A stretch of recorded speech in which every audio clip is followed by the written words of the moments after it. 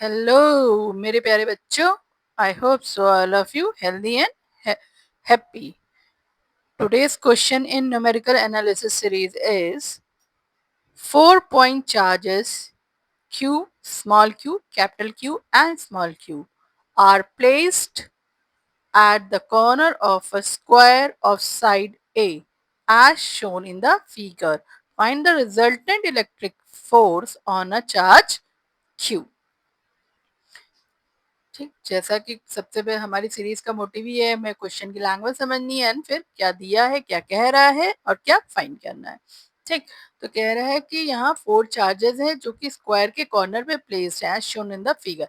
Question में figure दिया गया है कि एक स्क्वायर है ए बी सी डी, इनके वर्टेक्स पे 4 चार्जेस प्लेस्ड हैं, capital Q and small Q. That means अब सेम चार्जेस अपोजिट वर्टेक्स पे प्लेस्ड हैं. जैसा कि आप फिगर में देख रहे होंगे ए और सी वर्टेक्स पर कैपिटल क्यू चार्जेस हैं और बी एंड डी वर्टेक्स पे स्मॉल क्यू चार्जेस प्लेस्ड हैं.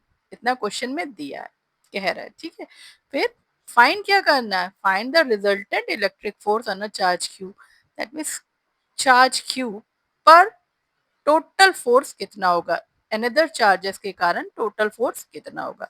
तो आप चाहे ए पॉइंट का चार्ज ले लीजिए चाहे सी पॉइंट पे रखे चार्ज को ले लीजिए. तो हमने सी पॉइंट से इस क्वेश्चन को करा है. ठीक है, सबसे पहले तो यही लिख दिया कि जो गिवन जो चीज दी गई है 4 charges Q Q capital Q and small Q place at the corner of square side A. ये जो स्क्वायर है उसकी चारों साइड क्या है, ए है. स्क्वायर की कंडीशन क्या होती है कि 4 sides are equal and angle are 90 degree. तो चारों साइड इसकी इक्वल होंगे और जितने भी एंगल हैं वो क्या होंगे 90 डिग्री के. एसी क्या होगा, डायगोनल होगा इसका. ठीक, अब हम सी पॉइंट पे जो कैपिटल क्यू चार्ज है उस चार्ज पर नेट फोर्स देखेंगे ड्यू टू अनदर चार्जेस. ठीक, तो सबसे पहले देखो सी पॉइंट पर डी पॉइंट के कारण कितना फोर्स होगा. तो डी पॉइंट के कारण सी पॉइंट पे फोर्स होगा और बी पॉइंट के कारण जो सी पॉइंट पर फोर्स लगेगा, मतलब डी पॉइंट पे स्मॉल क्यू चार्ज है उसके कारण सी पॉइंट पे जो फोर्स लगेगा दोनों का नेचर सेम है, पॉजिटिव. ठीक, तो इनमें फोर्स ऑफ रिपल्शन काम करेगा तो जो फोर्स लगेगा वो F1 डायरेक्शन में लगेगा. अब देखो बी के कारण भी सी पॉइंट पर जब फोर्स लगेगा उसका भी नेचर होगा फोर्स ऑफ रिपल्शन, तो ये आउटवर्ड डायरेक्शन इस डायरेक्शन में होगा. अब देखो बी और डी के चार्जेस सेम है और इनकी सी पॉइंट से जो डिस्टेंस है वो भी सेम है, इधर से भी डिस्टेंस ए इधर से भी डिस्टेंस ए क्योंकि स्क्वायर की साइड है. तो इनके बीच लगने वाला फोर्स ऑफ रिपल्शन भी तो सेम मैग्नीट्यूड का होगा ना. इसीलिए डायग्राम में दोनों तरफ हमने F1 और F1 इंडिकेट करा है. बट ये दोनों ही फोर्सेस मैग्नीट्यूड में सेम होंगे बट डायरेक्शन में क्या होंगे, परपेंडिकुलर. क्योंकि डीसी के अलोंग F1 क्या होगा, इस डायरेक्शन में राइट हैंड साइड, और बीसी के अलोंग F1 इस तरफ होगा इससे 90 डिग्री पर. ठीक, क्योंकि स्क्वायर का इधर 90 डिग्री होता है तो इधर भी 90 डिग्री होगा इसलिए परपेंडिकुलर होंगे दोनों. ठीक, अब मैग्नीट्यूड क्या होगा वो हमने यहाँ देखो मैथमेटिकली हमने लिख रखा है.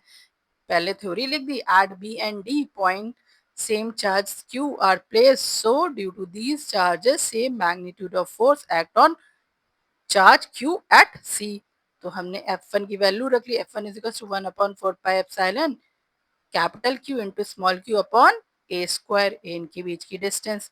तो ये तो बी और डी पे रखे चार्जेस के कारण सी पॉइंट पर कितना फोर्स लगेगा वो उसकी वैल्यू आ गई. अब ए पॉइंट पे रखे चार्ज के कारण सी पॉइंट पर कितना फोर्स लगेगा. ठीक, तो ए पॉइंट पर चार्ज क्या रखा है, कैपिटल क्यू, और ए पॉइंट की सी पॉइंट से डिस्टेंस कितनी है. तो देखो ए सी क्या है, इस स्क्वायर का डायगोनल.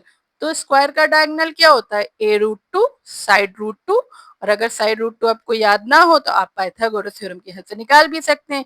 देखिए क्या है, ए डी एंड सी ये क्या है 90 डिग्री बन रहा है, राइट एंगल है, और AC उसका क्या है, हाइपोटेनियस. तो पाइथागोरस थ्योरम अगर हम लगा दें तो हाइपोटेनियस का स्क्वायर बराबर perpendicular square plus base square. तो परपेंडिकुलर और बेस क्या है, दोनों तरफ ए ए, तो परपेंडिकुलर का square means A square, base का स्क्वायर मीन्स ए स्क्वायर, तो A square plus A square that means 2a square.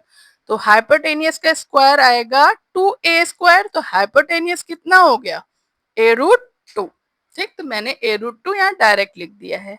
अगर नहीं आता हो तो आप ऐसे निकाल सकते हैं, क्योंकि ठीक, अब हमें ए और सी पे रखे चार्जेस के बीच की डिस्टेंस भी पता चल गई a√2।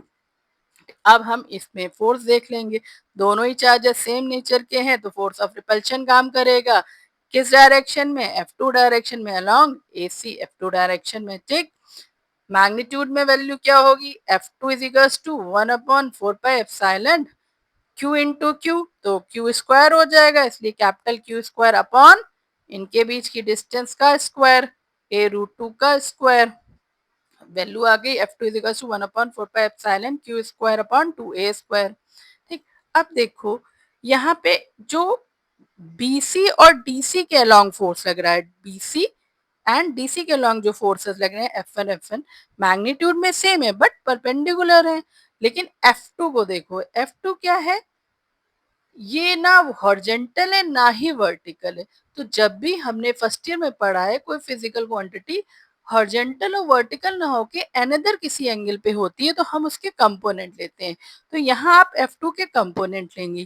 ठीक है, तो F2 के कंपोनेंट लेंगे तो देखो पहले हम क्या करते हैं, एक बार DC के अलोंग कंपोनेंट लेंगे, दूसरी बार BC के अलोंग कंपोनेंट लेंगे। ठीक, तो take component of F2 along BC and DC। तो अब देखो BC के अलोंग जब कंपोनेंट लोगे, BC के अलोंग कंपोनेंट लोगे, तो BC के अलोंग कंपोनेंट लेने का मतलब आप इसी को बेस ले रहे हो। तो इसके रिस्पेक्ट में जब F2 को ब्रेक करोगे तो F2 का कॉस का कंपोनेंट इस डायरेक्शन में आएगा F1 के, और साइन का डायरेक्शन इधर की तरफ जाएगा। ठीक, परपेंडिकुलर कंपोनेंट इधर आएगा और बेस का कंपोनेंट BC के डायरेक्शन में आ जाएगा। और हमें फोर्स किसके अलोंग लेना है, BC के अलोंग लेना है। BC के अलोंग जब फोर्स लेना है तो BC के अलोंग जो कंपोनेंट आएगा वही तो काम करेगा, है ना। तो दैट मीन्स जो कंपोनेंट परपेंडिकुलर होगा उसे हम नहीं लेंगे। यही सेम कॉन्सेप्ट DC के लिए भी आएगा। जब आप DC के अलोंग काम करोगे दैट मीन्स DC को बेस लेते हुए F2 को ब्रेक करोगे तो फिर F2 ब्रेक होगा, उसके दो कंपोनेंट में ब्रेक होगा, एक F cos थीटा, दूसरा F2 sin theta. F2 cos theta DC के डायरेक्शन में होगा और F2 sin थीटा DC के परपेंडिकुलर डायरेक्शन में होगा। फिर वही चीज कि फोर्स तो हम DC के अलोंग ले रहे हैं तो DC के अलोंग जो कंपोनेंट होगा मींस cos का कंपोनेंट वही कंसीडर करेंगे, परपेंडिकुलर का कंपोनेंट कंसीडर नहीं होगा। तो BC और DC दोनों ही के अलोंग हम सिर्फ cos के कंपोनेंट को ही कंसीडर करेंगे, साइन के कंपोनेंट कंसीडर नहीं होंगे। ठीक, तो हमने लिख दिया कि F2 is equal to cos 45। तो एक बार F2 BC के अलोंग F2 cos 45 इस डायरेक्शन में होगा F1 की तरफ, मतलब परपेंडिकुलर आपको दिख रहा है ना डाउनवर्ड डायरेक्शन में। ठीक, और DC के अलोंग F2 का cos कंपोनेंट होगा राइट हैंड साइड इस तरफ। ठीक है, हॉरिजेंटली आप देख सकते हो। अब F2 को भी हमने ब्रेक कर लिया, उसके कंपोनेंट्स ले लिए और दो F2 के वर्टिकल कंपोनेंट BC और DC दोनों के अलोंग काम नहीं कर रहे हैं। ठीक, अब हमारे पास तीनों फोर्सेस आ गए F1, तीनों फोर्सेस में BC DC के अलोंग जो आपका F1 फोर्स लग रहा था और F2 के कंपोनेंट। तो अब नेट फोर्स ऑन C क्या होगा, total force on C at on Q at C along BC and DC, BC और DC के along C पर कितना फोर्स लग रहा है, क्या हो जाएगा F1 डैश। F1 डैश मतलब F1 तो पहले ही लग रहा था Q चार्ज के कारण, और F2 का cos कंपोनेंट F1 डैश। इसी तरीके से DC के along क्या हो जाएगा F1 and F2 double dash मतलब F2 का cos कंपोनेंट। ठीक, तो F1 डैश हमने रख लिया F1 प्लस F2 cos 45। 45 हमने क्यों लिखा, 45 मैंने यहाँ डायग्राम में भी लिखा हुआ है। 45 का मतलब देखो स्क्वायर का एंगल होता है 90 डिग्री। फिर हमने ये भी आपको बताया कि ये दोनों ही जो एफ हमारे फोर्सेस है F1 F1 वो परपेंडिकुलर है और F2 उसके मिड से जा रहा है, डायगोनल के एक्सेस में है, तो डायगोनल स्क्वायर की साइड से कितना एंगल का डिग्री बनाता है 45 डिग्री का, इसलिए यहाँ F2 भी हमारा 45 डिग्री पर ही होगा। इसलिए यहाँ पर F1 डैश क्या हो गया F1 plus F2 cos 45।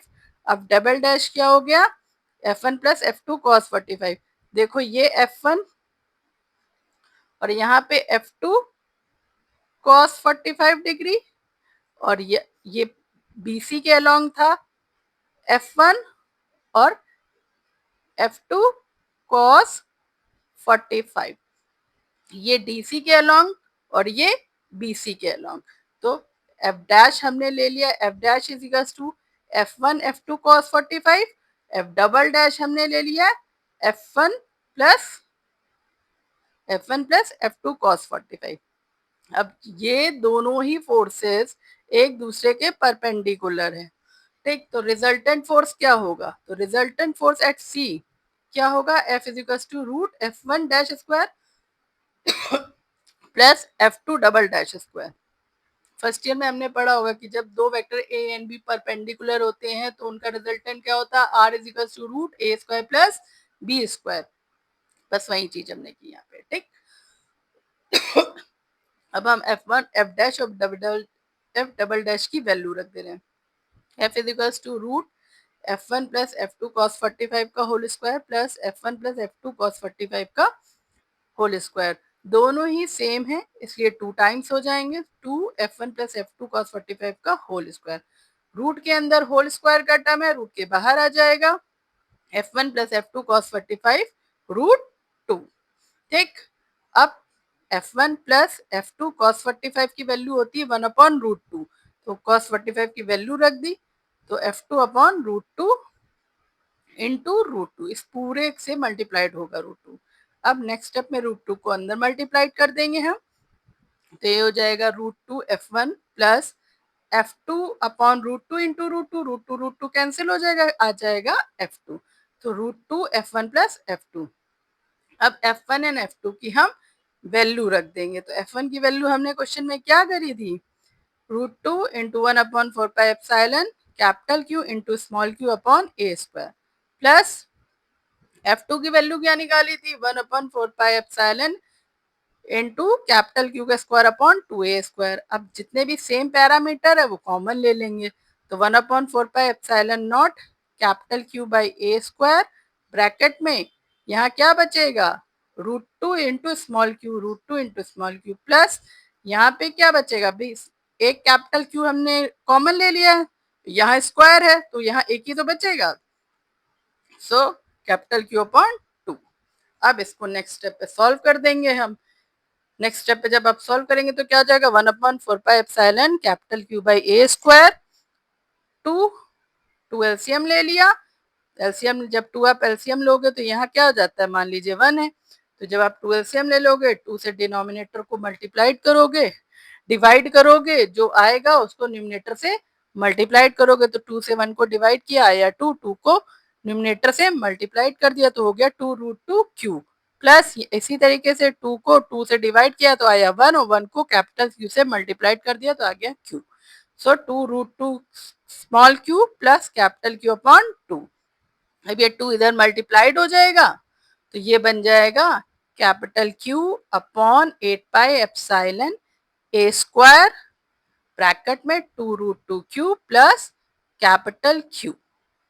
So the resultant force on the charge Q is capital Q upon 8 pi epsilon a square bracket में root two q plus capital Q, ठीक। यही हमारा आंसर है। आई होप सो आप सबको समझ में आएगा। कोई भी दिक्कत हो तो इसको दोबारा से पूरा एक बार सुनिएगा और तब भी अगर कहीं किसी पॉइंट पर आपको क्लियर ना हो तो आप हमसे कमेंट पे पूछ लीजिएगा। ओके बच्चों, आई थिंक आपकी स्माइल आना स्टार्ट हो गई होगी। थैंक यू मेरे प्यारे बच्चों।